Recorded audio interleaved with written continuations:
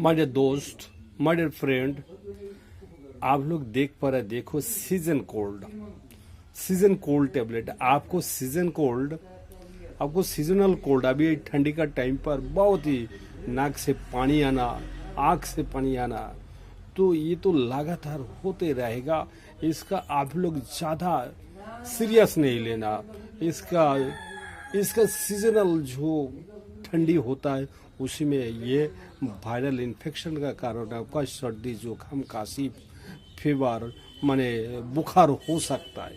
तो इसके लिए इलाज भी है। हमारा जो इंडियन फार्मास्यूटिकल जो निकला, ये देखो आपका पास ये सीजन कोल्ड करके ये टैबलेट निकला।